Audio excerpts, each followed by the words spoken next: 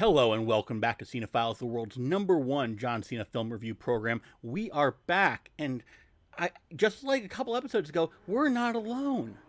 Folks, Mike and I, you get us every time. But you know what? Today, we are joined by someone else who is brilliant.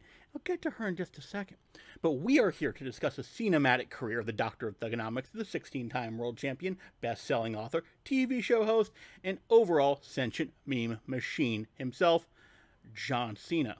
But yes, today we are joined by the magical Courtney Rose, an amazing friend of mine who is a librarian and has podcasted a number of projects in the past, and I cannot wait to see what she does next after she's done with us mediocre guys.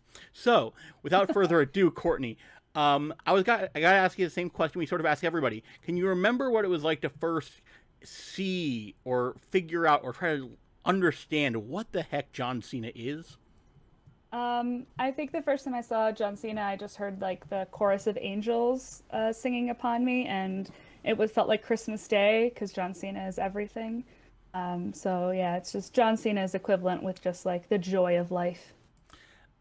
Factually accurate. I think, if we were all honest with ourselves, I think everybody else would have a similar reaction. But you know what? People lie to themselves, and that's a really sad thing about life.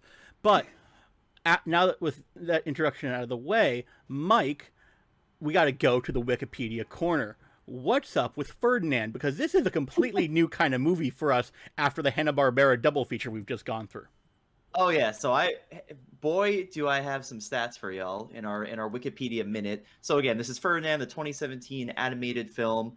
Apparently, this movie was announced way back in May 2013, which is kind of wild. But as far as how it did in the box office, it grossed $84.4 million in the U.S. and Canada, $211.6 million in other countries. So almost $300 million worldwide against a production budget of $111 million. So it made its money, pretty successful. Another fun fact I didn't know until just now, it actually came out at the same time as Star Wars The Last Jedi, which is all the more impressive that it did those kind of numbers. So it had some tough competition. I think there's much less, this movie is much less polarizing, I think it's fair to say, than The Last Jedi, but arguably just as good because The Last Jedi rules. Yes. But yeah, and this is also one of the highest rated John Cena films we've covered yet. I think maybe actually the highest rated according to Rotten Tomatoes. It's sitting at a 72% on the tomato meter, which I think is like double whatever the last film that was on here.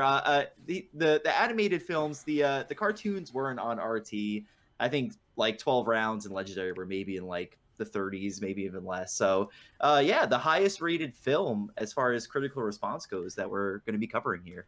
And looking at the studios behind it, this is also a big break, and a big break from the format for John, because this is the first movie that doesn't have a WWE Studios logo at the front of it that we've seen this entire time.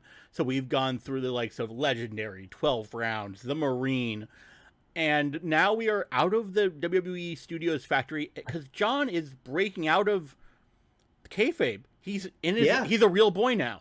And this this film this was produced by Blue Sky Studios, I believe, like the Ice Age folks, distributed by 20th Century Fox. So retroactively it is now a Disney movie. It's actually on Disney Plus right now, after that whole acquisition. So yeah, this was John Cena just breaking out of the bullpen, as it were. I got to work alongside this man for a number of years. Y'all, you don't know what it's like to have the puns in the corner.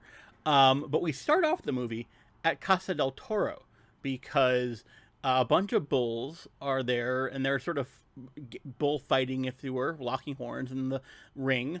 It's called a ring. I'm not sure what else to call it, a pen. But when they keep calling it a ring, I'm like, okay, is this a nod to the pro wrestling thing? What do they really call it a ring? But and then the bulls are fighting, and then one nice and not angry bull walks tiptoes, practically, tiny little boy out of the shadows with a bucket of water in his mouth, a bucket that we'll see later on in the film. And this bull dodges. It's just sort of like Fortnite all over, and all he wants to do is water a flower. And Courtney, what you have a deeper connection or knowledge of this movie than we do. So I was wondering if you could talk to us about what you knew about this movie outside the movie. Well, it is a beloved children's book, and I'm a librarian, so I've read this book a bajillion and a half times.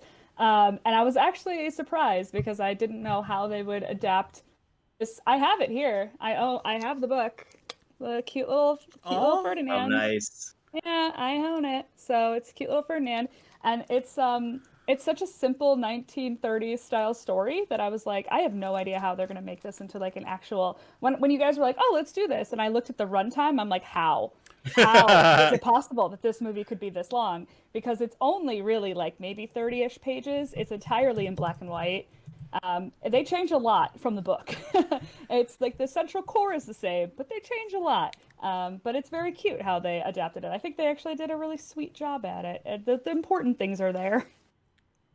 And I believe the original Disney animation is also on Disney Plus, which I have not watched, but you can also peruse that if you want to go deeper into the Ferdinand rabbit hole.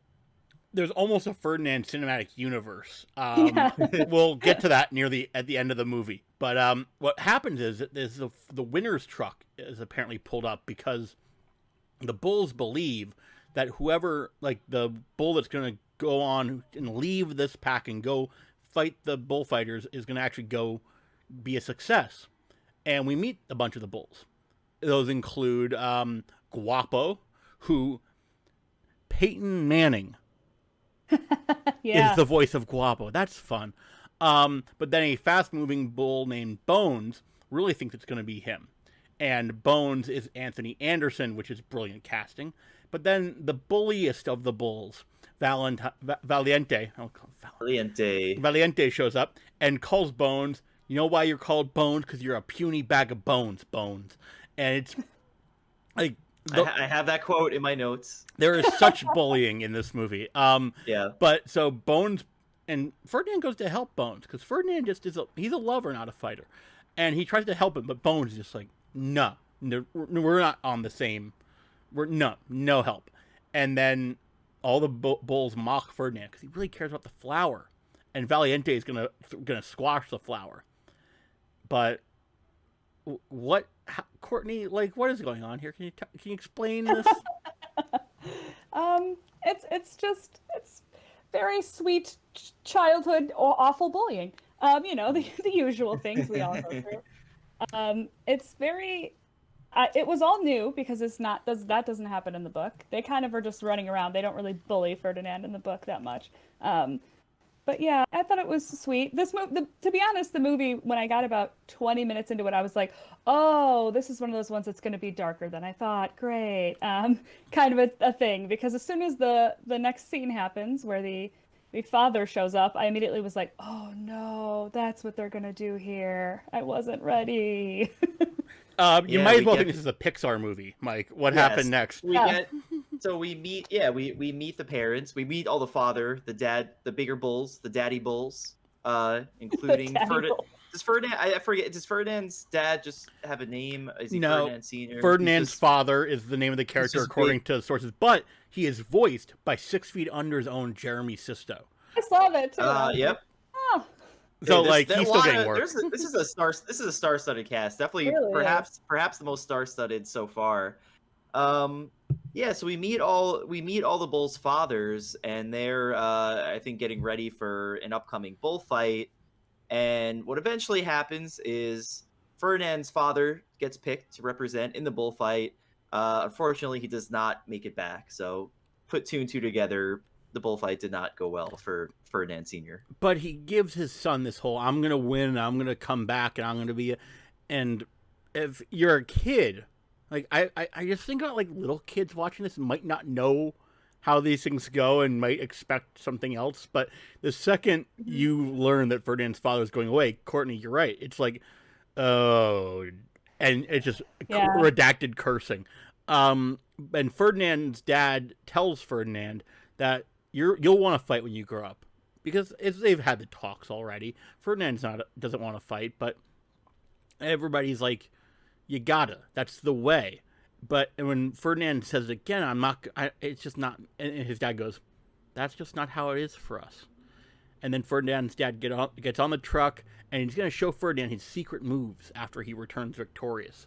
They lay their heads on each other, and Valiente and his dad just look on angry.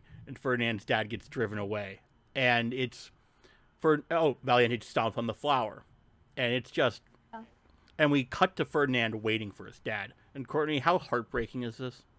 Well, when you said earlier, Mike, how this movie is now retroactively a Disney movie because they bought out the studio, I was like, yeah, that makes sense because there's dead parents. So like, exactly. of course, it's a Disney movie. Like, it's just full of heartache. And as soon as that little bowl went away, I was just like, no, don't hurt Ferdinand. He's already been through so much by being bullied. Yeah, it was surprisingly heart-aching. I was really sad. Animated movies just make you sadder, I think, in general, but because you're just like, oh no, not a cute thing being sad. So yeah, I was really sad. And Valiente's dad calls Ferdinand's dad soft. It's just like he's talking a lot of shit at this point. Yeah. No sympathy for poor little Ferdinand. So yeah, Ferdinand is obviously heartbroken by this. He realizes he's lost his father, and he's like, you know what? I've had enough of this. I'm getting out. He breaks out of the Casa del Toro, and he just kind of trying to figure it out, trying to get away, seeing what else is out there in life. And he ends up in a barn discovered by a young girl named Nina, who takes a liking to him, and she gives him a flower, which of course is Ferdinand's favorite thing. So he's instantly starts to feel safer. And this kind of becomes his new family. We kind of get this montage of Ferdinand growing up at Nina's home, and there's I forget Nina's father's name, but he's got a new family. There's the typical wholesome kind of Disney style song playing in the background, which it was very catchy. We meet Paco the dog, who's an excellent character, and yeah, this is just kind of things are turning around for Ferdinand. He got out of the bullfighting life, found a family, and things seem to be going peachy and rosy for now. For Nina's father, his name is Juan, and that might be because he is voiced by the pop star Juanes. That's right. Which is just John Cena was John in one of the Marine, I think in Marine. So I mean, everybody can get cast put into this eventually. My favorite moment from the montage, though. It's sort of a back-to-back thing. Ferdinand pulls his head into the window where Nina's doing the dishes or something, but the window is cut out of his silhouette with his horns. Yep. It's really cute. And then he is playing with the flowers again, and he breathes in deeply, and he actually inhales a caterpillar, but he sneezes out a butterfly. Because this movie is Disney magic, and I think in 2021, we can say that Ferdinand is a Disney princess. I'm just going to put it out there. I believe that's how gender works. But so Ferdinand's also, he's gotten pretty big. Like, Ferdinand's yoked now. And it makes sense because we're about to hear he has the voice of one John Cena. But he's too big to go through a door, too. It's like he's got to lay off the creatine. But he yawns, but that still doesn't wake up the rooster, Jorge. He has to, like, dude, wake up him. And it's kind of like, man, Ferdinand, he's really too happy for his own good. And Courtney, the chicken, this weird... Oh. There's just, everything in this movie is, like, adorable and weird at the same time, but, like, weirdly adorable, and I love it. And it's just, yeah, it's cute. Like, he takes this chicken and he puts it on a seesaw, and he's, like, gonna, like, playfully, like, I guess, flip the chicken in the air, but Ferdinand doesn't know his own strength. And he yeet launches the darn chicken Maria into the air and into like the stratosphere. And I thought Maria was gonna come down as a fully rotisserie chicken because she would go to the sun. But no, Maria the chicken just floats down, and he says, "It's too much for Disney. They cut the line at rotisserie chickens." Yeah, but Ferdinand says to Paco, "See, chickens can fly. Who says chickens can't fly?" And Paco goes, "Science." The interactions between Ferdinand and Paco are my favorite because so cute. Yeah, every time he calls, he's like, "Why does your tail wag?" He's like, Paco tries to say, "We're not brothers." Like he's like, "Well, why does your tail wag every time I call you brother?" He's like, "What are you talking about?" And you see Paco's tail wagging. It's just very cute and wholesome. You left off one brother. His line is, "Why does your tail wag when I say brother, brother?" And I'm like, okay, they are definitely leaning into the pro wrestler nonsense here. So it's so pro wrestling. I love it. but they're about to go to a flower festival because that's how wholesome Nina and Ferdinand are. But Courtney, they don't think. I guess Juan doesn't believe Ferdinand's a good fit for the flower festival. So what happens? Well, he decides to go anyway because he's a cute little bull that loves flowers and decides to go. And then there's always, of course, a montage of things going almost right, but very wrong. And I loved that scene. It was awesome. Also, I loved the build up to him going because eventually, initially the family leaves without him. Paco doesn't want to go at all. He's like, you can't pay me to go. And then of course Juan and Nina are like, Paco, you're coming. And then John Cena tries to justify like, okay, if this orange doesn't fall by the time I count to 3, I'm gonna go. And then the second he breathes, it falls. And there's there's so many of those. Then finally he comes up with like the chick. If this rock is still here when I wake up, when I open my eyes, I will not. And then somebody runs by and grabs. He goes, how would you need that rock right now? And then if this egg doesn't hatch by the time and then before he can finish the sentence, the egg starts cracking like it's hatching. Yep. And then he just goes, what are the? It's like he fast counts an egg hatching. And but then Ferdinand unfortunately. He falls on the wrong end of a bee, and he gets his face covered, and he goes on an accidental rampage. And the mother of a child, which Ferdinand has accidentally latched onto, the mother yells, "That beast has my baby!" To which Ferdinand says, "A beast? Where?" Because, and in that moment, I was like, John Cena is loving this movie. You can hear the love of the wholesomeness in the dialogue more than. I think even more than Scooby-Doo. Like, I think even Scooby-Doo, he was sort of just playing along and not really enjoying it. But this is the start of, like, John Cena loving what he's doing in these movies. And just everybody's running. I like that they included the B part because that's the actual, like, crux of how everything starts in the book. So in the book, that's exactly what happens. Well, sort of, but what happens is they're all playing around, and the matadors have come to pick the bull, and all of the bulls are fighting and running around and stuff. And Ferdinand goes off to the corner because like he doesn't want to be a part of this, and sits down and accidentally sits on a bee, gets stung, and starts running around like a crazy thing. And then they're like, "Oh, that bull obviously is a nutbag. We better pick it." So I thought it was cute how they like incorporated the same general theme, but earlier in the film. So I liked that they included that in there for a little nod to the old school book fans. So I have to ask, was Nina even in the book? No. Because if the flower festival is a creation of the movie, then oh boy, we're gonna be saying this a lot. But when Ferdinand before he gets caught, he has his big mistake when he makes the cardinal rule of his kind. He walks into the last place you want to bring a bull. Yes, I love this. One of my favorite scenes because Ferdinand literally finds himself in a china shop. He is a bull in a china shop, and he's so carefully trying to tiptoe through all the chinaware and not knock anything down. And I believe it's going okay until he sneezes. The shopkeep is dusting. And up until that point, Ferdinand's been doing okay because when he enters, he says to himself, "Think thin." A line that he will say repeatedly in the movie. It's one of his mantras, if you will. But the shopkeep is dusting, and so covered with items because Ferdinand has been.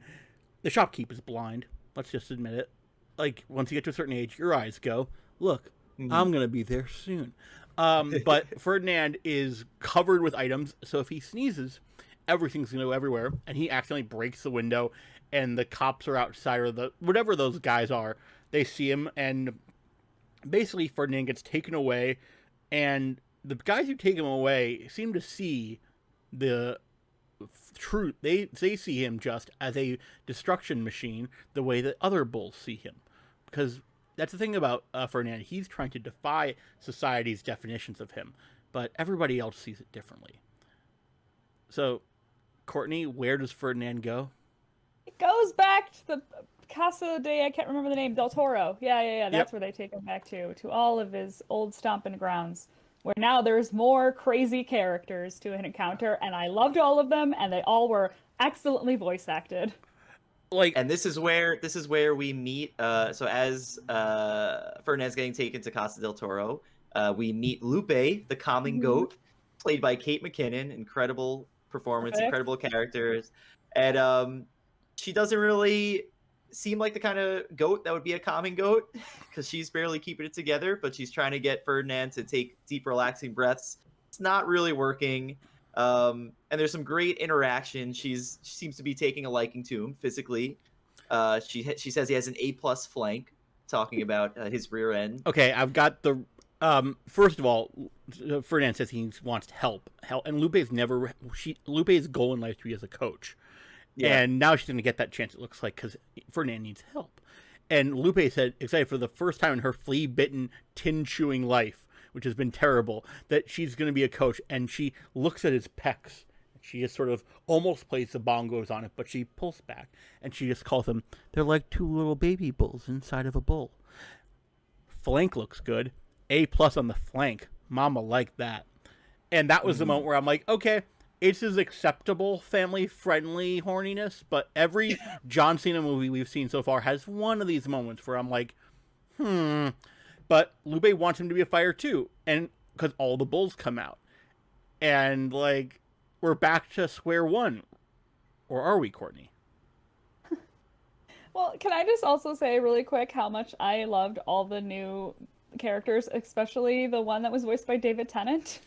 Angus. Yes, Angus, the Angus. Scottish bull. So good in every single situation. I just love him. Whoops, I just love him so much. I love. Yeah, so this is where so now we're meeting the adult versions of Ferdinand's crew they grew up with. So yeah, now we're finally getting we're getting adult Guapo, as we said, voiced by Peyton Manning. Adult, Angus, voiced by David Tennant. Adult Bones, Anthony Anderson, and of course, adult Valiente, Bobby Cannavale. I forget. Yeah, that's him. Who incredible casting. It fits the look and attitude of Valiente so well. And they still, no pun intended, they still very much have beef. There's definitely tension between Valiente and Ferdinand. He's not very happy to see his old friend. We also meet the hedgehogs, Oh Uno, Dos, and Quattro. And I love when they ask what happened to Trace, and the three of them just immediately go into prayer, and so clearly they don't. That'll be picked up on later in the film, but these poor hedgehogs are missing one of their own. Yes. So Una is voiced by Gina Rodriguez. Dos is the magnificent in everything he does because he should be in the Smithsonian himself, David Diggs, and that's coming from somebody who doesn't even like Hamilton. And then Quattro is voiced by Gabriel Iglesias, who really makes a lot out of very minimal material sometimes. But before this, Lupe has her first nickname for Ferdinand. She calls him F-Bomb. And I'm just like, okay, yeah, they brought in some like comedians to punch up the script a little. Yeah, for sure. But she says to Ferdinand is talking about how much bullying there is here. They hate me. Everybody hates Lupe, it sounds like. And she says, there's a lot of hate, and it crushes your soul if you let yourself think about it. And just like sort of existential camera pulls back kind of moment where it's like, Lupe's been through it for while Ferdinand was having his wholesome years, Lupe was just being the like hated person there. I think she gets stuff thrown at her. Lived a life. We also meet the very cocky German horses. I can't pronounce what they are. The Andalusian horses, who are very, they're basically the ones keeping Ferdinand from escaping. And there's some funny interactions there. But sooner or later, we kind of meet what seems like our new antagonist, El Primero. He is a famous bullfighter. Lupe is apparently a very, very big fan of his. He has a really funny entrance where he's like being very arrogant, bragging about how great he is. He brags about his buttocks at one point. We get a nice zoom in on his butt. When he gets there, somebody says, "Big P is in the house." That is one of the things that is said about El Primero's entrance. But one of the things that the Andalusian horses says, which just popped me so much because horse breeding is weird. One of them says, "I bet his parents weren't even related." I did not even catch that, but yeah, the dialogue with the Andalusian horse is pretty incredible. Yes, the British royal family is now horses. That's great. Yes. But so El Primero wants all the best things, the best this, the best that, and he asks Moreno, the master of the house, which is the best bedroom, and Moreno says mine, and so of course he just basically surrendered his bedroom to this El Primero dude, but when Guapo is trying to be a leader and get the gig, he accidentally pukes in a bucket, which we discover is Lupe's bucket, and that was, I'm pretty sure, the same bucket that Ferdinand was walking around with earlier. But Lupe is going to excited. Lupe is going to watch everything happen. She's in the front row, which Lupe refers to as the splash zone, because I don't want to know really. Maybe because let's just say vomit. Yeah, but I assume that's why she's talking about it like that way. But like, Courtney, does Ferdinand ever want to fight? How is he dealing with this? He's just trying to help Guapo. Poor little thing. This is another part of the movie, like with this scene and the next scene, where I was just like, oh, you're gonna rip my heart out. Oh, you're gonna rip my heart out every single time. I also, when we get to the very end, I totally forgot until literally, like, we started watching this and talking about this, that I've been to a bullfight. Oh, wow. I completely forgot that it happened because it was terrifying, and so I think I blocked it out of my memory until now. But how did it compare to the? I was gonna say, how does it compare to the bullfights in this film? Not nearly the same. Not nearly as wholesome, as big, but not as adorable. I wish the bull would have just sat down and looked at a flower at that point. Oh, but, yeah. Yeah, but he's just trying to help his friend, and even though he hasn't seen his little comrades for so long, he's still trying to kind to everyone and help Guapo get over his crippling fears. And speaking of Guapo, we get one of the funniest / saddest scenes because Guapo gets picked up by a truck, and he's like, wow, I made it. I'm going to the big show. This is my moment. He thinks he's going to the fight. Yeah. It turns out he's actually going to the chop house. We see it's clearly a chop house truck with the outlines about where they chop up the bulls. Is chop house a phrase you had heard before for it? Because when this car pulls up and you see it has the outline of each of the cuts of meat, I was like, oh crap, he's going to the slaughterhouse. I forgot. And then they called it chop house. I'm like, okay, chop house is the PG version of the phrase slaughterhouse, I guess. But did it really call it a chop house in real life?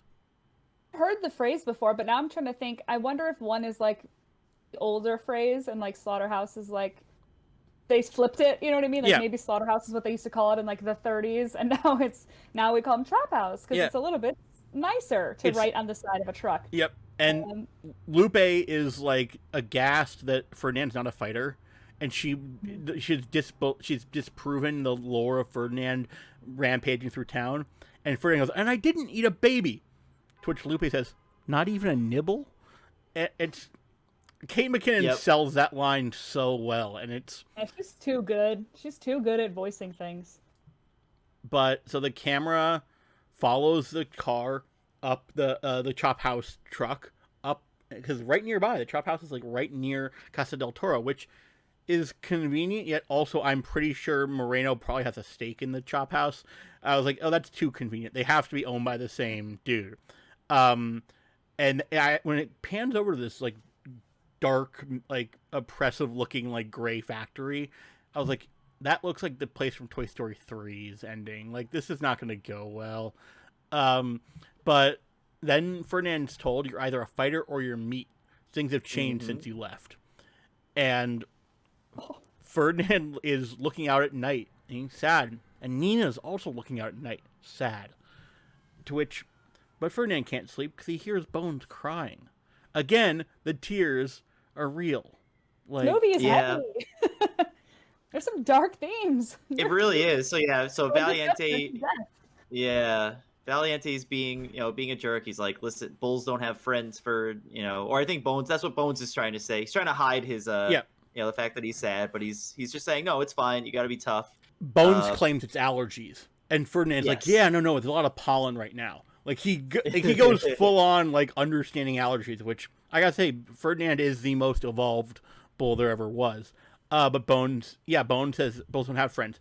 And then Ferdinand goes, it's okay to feel bad, Bones. And this movie is continually trying to make you cry, and Yeah. good job, because mission accomplished, buddy. And we get this sad look on Ferdinand's face, this defeated look, where Bones says, "If you want to avoid being like El Guapo, you need to get your horns in the game." And before we know it, Lupe has a new nickname for Ferdinand, F-Stop. And I don't think I've seen any with a camera yet, so I don't know how she came up with that one. But we meet another member of the Barnyard Gang now. This is the bunny, right? Yep. So I forget how they make an entrance or the buddy's name, but It's Bunny. yeah, it's just Buddy. Like, yeah, everyone's kind of saying, "I am this, I am that," and then we hear, "I am a buddy." And I think this is like in the middle of them getting ready to train. There's a great slow motion scene where they're about to crash into the bunny, and Ferdinand just manages to use his horns to avoid completely crushing this adorable animal.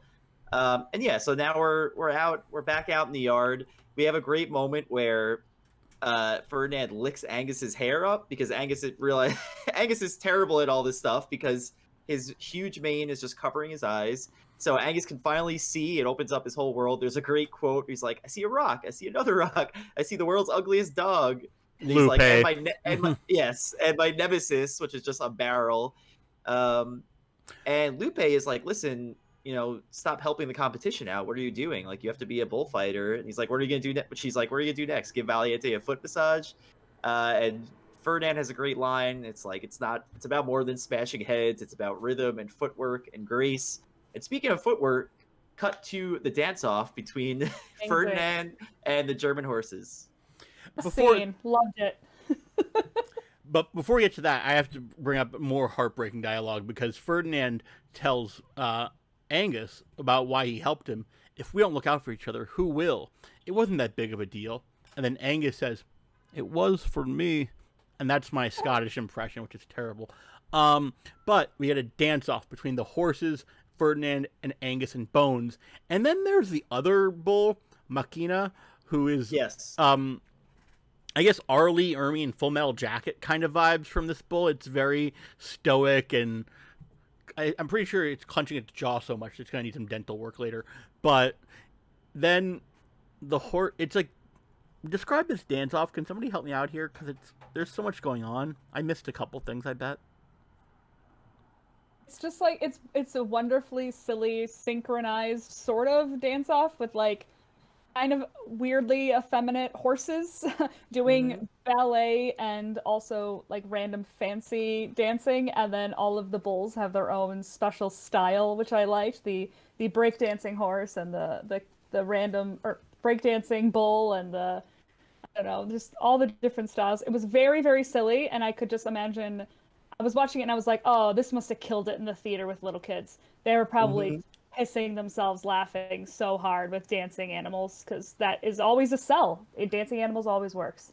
And honestly. Then the electrocuted the horses actually accidentally get electrocuted, because one of the plot points of the movie is that the fence is electrocuted, and one of the horses says, "I've fallen and I can't giddy up." And I'm like, my favorite part is the hedgehogs dancing along, and they hit their with the corn, and they accidentally hit it, and it hits the electric fence, and it turns into popcorn. That was great. That was great. Love that. Naturally, as one does. But we get back to Ferdinand talking to Valiente again.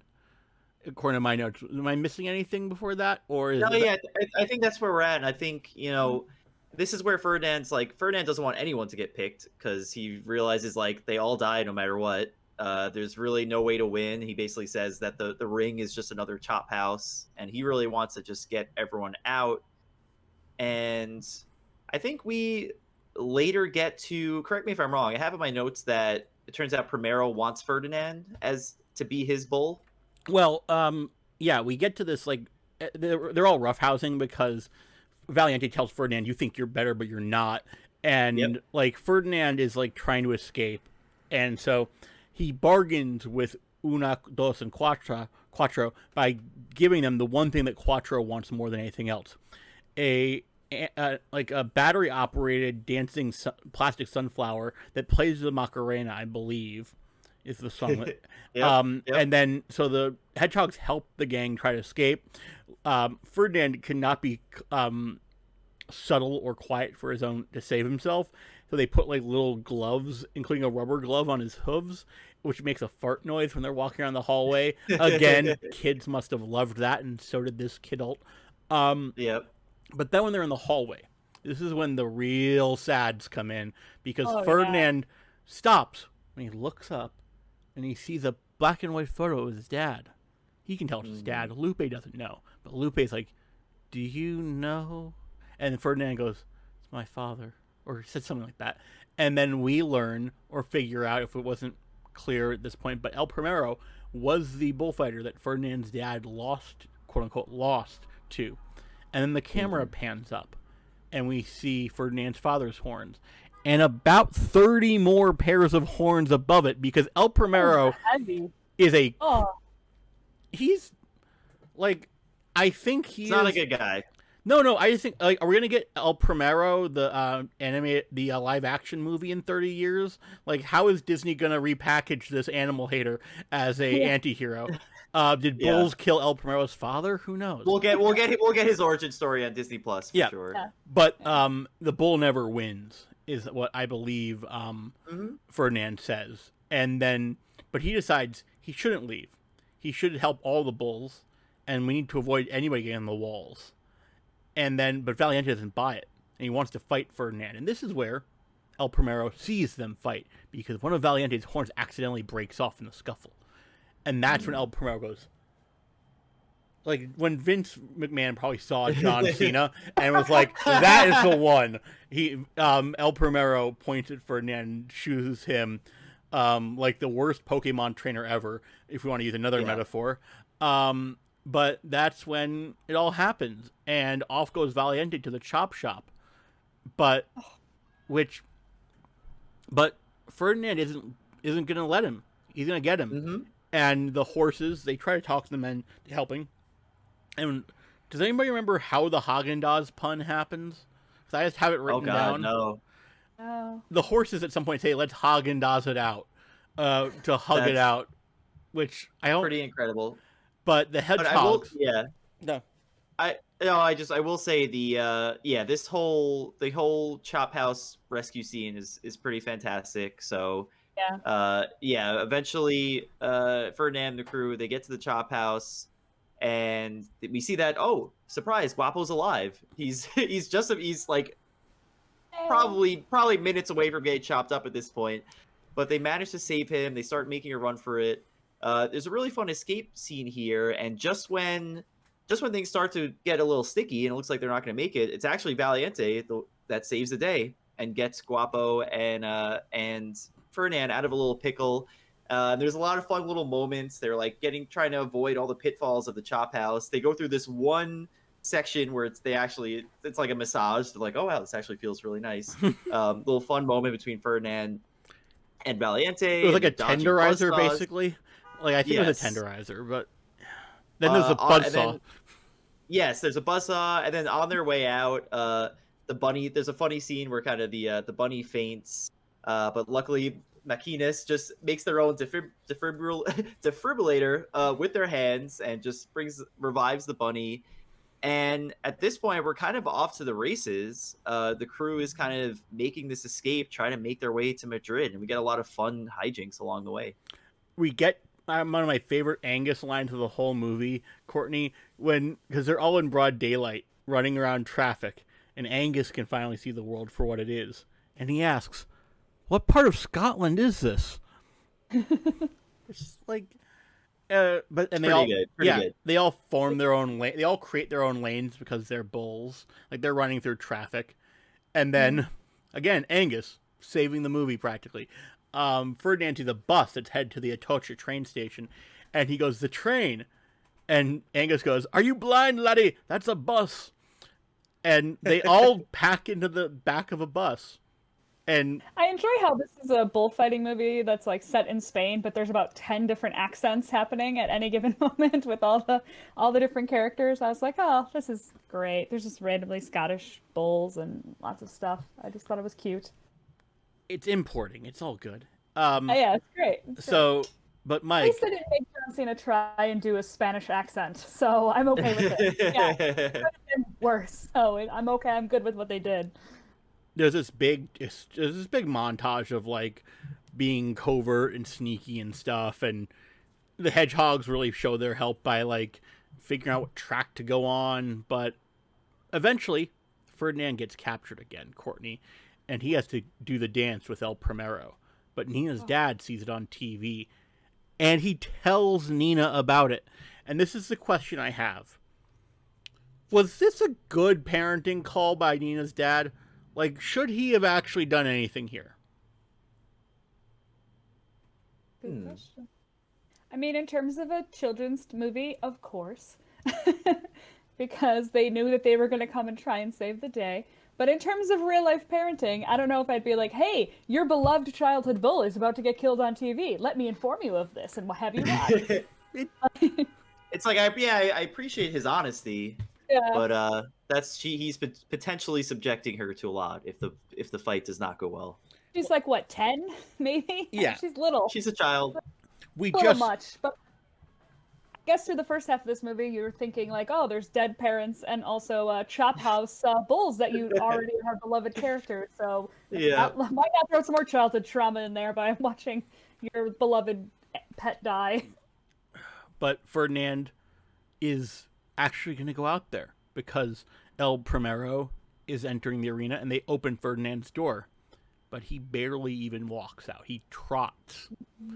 And El Primero waits, and Ferdinand doesn't really want to do anything. He's barely doing anything. And this is an irregularity, everybody's confused. So all these assistant bullfighters come out and poke, and they threaten him with spears, and one pokes Ferdinand into action. Really sad, yeah. And Mike, how does that go from there? Oh, so then finally Ferdinand's kind of moving around the ring. Primero's trying to attack him. Ferdinand's trying to dodge, and then we reach a turning point because Ferdinand gets cut. He's busted open. He's drawing blood, as they say in the business. And this obviously sets off his natural instinct to fight back, and it kind of activates his rage. And before you know it, Ferdinand has Primero by his horns, pretty much holding him up by the shirt, and is like ready to kill. And then, of course, a callback to Ferdinand's favorite thing and who he is as a person. He sees a rose, has a change of heart, remembers that he's not this murderous fighting bull. So he kind of just yields. He backs off, sits down, and where do we go from there? Courtney, you want to take it from here? Oh, he sits down and it just smells the flower and is transported back to his like original flower garden where he's just happy and loving and has like a beautiful like adult movie flashback moment right before the big event, which I thought was very sweet. And then he just puts him down very softly and isn't going to hurt him. And I thought this is pretty much not exactly how the book goes, but in the book he doesn't get a flower in the arena or in the ring or whatever it is called. He notices all the beautiful flowers in the women's hair that are sitting around the front row, and he can smell all the flowers that they're wearing, and that's why he just decides like, I'm done, and just sits down. So in the book, they don't attack him really at all. He just kind of doesn't move, and they can't do anything about it, and so they just kind of give up. Whereas this had a lot more action to it and stuff, which I was like, oh, this is a perfect way to make it into a kid's movie. And then El Primero is like, takes out his sword, he walks away and comes back. Because El Primero is like, I think I have to do my stereotypical duty here. He gets the sword out, he presents it, and then a whistling. The crowd does not, because Ferdinand just goes on his hind legs. Like, and we get a let him live chant from the crowd. Yeah. They don't want to, they love Ferdinand. They don't want to see him die. And eventually they convince El Primero not to do it. Lupe blows the whistle. So the match is officially over. They spare Ferdinand. Nina comes out, gives Ferdinand a big hug. Again, very wholesome, very happy moment. Valiente shouts out, "Hey, Flower Boy did it." They're all amazed that he's alive. And it's just a very happy ending. He's reunited with his family and lots of good feelings. And all the bulls go home with Juan and Nina because now if they're gonna adopt one bull, why not adopt the entire farm? And Paco goes, "Holy moly, you multiplied!" To this new onslaught of bulls. And then, of course, Ferdinand and Paco have their typical repartee, and Ferdinand goes, "The tail don't lie, brother," looking at how he's really excited. Paco is really to see him. And then earlier on, at some point, Ferdinand was talking to Lupe about, like, how great Nina is. And Nina goes, "What's love?" So when Nina hugs Lupe, and it's this moment of wholesomeness to it, because Nina's never had somebody show her affection, ever. Lupe says, "Is this love? I love love." And all the bulls join Ferdinand on his little hill. And roll credits until... Yeah, this is the first film, I think, in our series with a mid-credit scene. And the hedgehogs find their lost brother Trace, who is played by... I was about to say, do we know Trace is... I don't even know if Trace is credited, but we finally find Trace. I don't know if Trace said anything. Like, I thought a green hedgehog appeared. Ferdinand, Trace. I don't think there is a casting. Yeah, it is. You just see Trace finally appear. So another feel good ending, this time for our hedgehogs. And there you have it. So, Courtney, if you were gonna think about recommending this movie to somebody outside of a bubble, because when we give these things ratings, we're comparing them to the long litany of John Cena's acting career, and that's why, let's say, a Scooby-Doo WWE John Cena movie might get a pretty good rating, even if it's not the best Scooby-Doo episode. How would you, let's say, on a scale of 1 knuckle shuffle to 5 knuckle shuffles, how would you rate this movie in a vacuum, into and of itself? Oh, I think it's probably like a solid 4.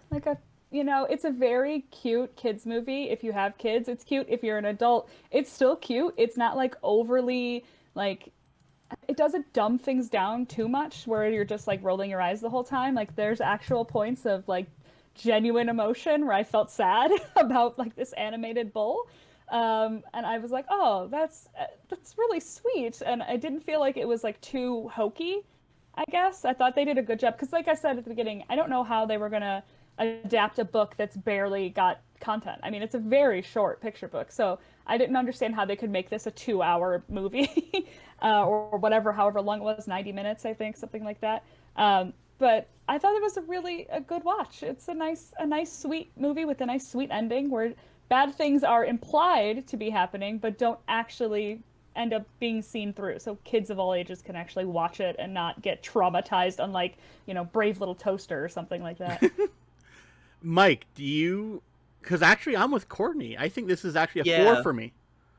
So, yeah, I mostly agree. I was actually sitting between a 3.5 and a 4. I agree with everything Courtney said. I think it's an incredibly fun, wholesome movie, genuinely funny, I think well written. It also needs to be said, I think this film is absolutely gorgeous. Yep. It's obviously, it's the only kind of animated CGI film in the series we're covering, but I thought the animation was so well done, so beautiful to look at. And it's just, yeah, I think it's a great kids movie that I think we all enjoyed as adults.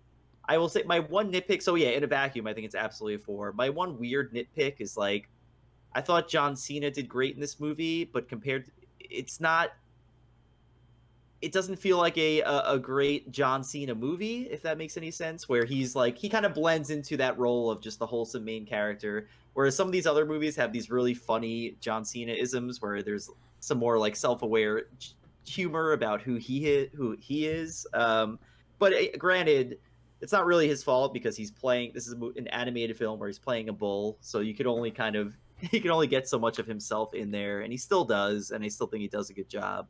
So yeah, it's almost like I kind of missed. I wish there were more kind of goofy Cena-isms in this, if that made any sense. But yeah, on its own, I thought it was a great movie. I thought John gave a great performance as Ferdinand, and yeah, I would totally agree with 4.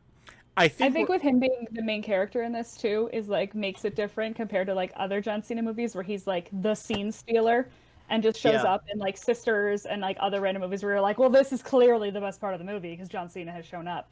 Whereas like you're with him this entire movie, and there's so many. Another thing about this one that's kind of enjoyable for adults is like there's so many good voice actors and comedians that I was like, whose voice is that? And I was like trying to remember whose voice it was before I Wikipedia'd it and looked it up. So I think that helps too with being an adult and enjoying it. Agreed. And I just think that the animation and the character design for Ferdinand is actually amazing. I think his face, and particularly his like snout, is just, there's something about it that's really just wholesome and winningly like, it's a lot of the times when they like make these animals sentient and have them talk, it doesn't really, you either make them too human or not, and this still feels like a bull that you just can translate automatically, I guess. Watching the trailer below us, I just noticed a scene, a still from a scene that I have to mention. It's why I would round up to a 4. Is the moment where Ferdinand tucks Nina into bed, and he leans over to like sort of like snuggle with her, but he's like over, like he's 4/5 of the screen basically, and Juan looks in, and it's just like this adorable but sort of comically done. Like the sight gags in this movie, I think, are pretty well done, and yeah, I think when we get to eventually, we're gonna say, is this better than that? And we're gonna sort of like round out. Maybe we'll bring it down or up. Who knows? Next up, we've got Blockers. We're still trying to find the time for that episode, which date to run it on. Then Bumblebee, Playing with Fire, F9, and The Suicide Squad. And we're getting dangerously close to to being caught up to present day. But present day. Courtney referenced, there are these movies where John Cena only appears in a tiny moment. And Courtney, one of our shared friends in common, wanted us to cover one of those movies. Could you guess who was trying to get us to cover Daddy's Home 2? Oh, I don't want to know, do I? Of It was Eddie. course it was. Yeah. That movie, John Cena shows up maybe an hour and 20 minutes in, I think. And up until then, it's all Mel Gibson, practically, or like very much Mel Gibson. So I think if we do cover that scene, I'm thinking it would be a part of an episode where we don't watch the movie outside of the John Cena scene and we review the John Cena scene without context. I think that would be the way to get these things done. But thank y'all for joining us for Cinephiles today. If you want to stay in touch with this wonderful human being, glowing beam of light, you can see her socials right below, right there. And stay tuned for the next episode of Cinephiles. We'll let you know where it is. And of course, you know this if you're not watching us live. We're on YouTube. We're on podcatchers everywhere. Just search Cinephiles. It's like Cinephiles, but with an E. And that's it for now. Join us next time on Cinephiles. Bye.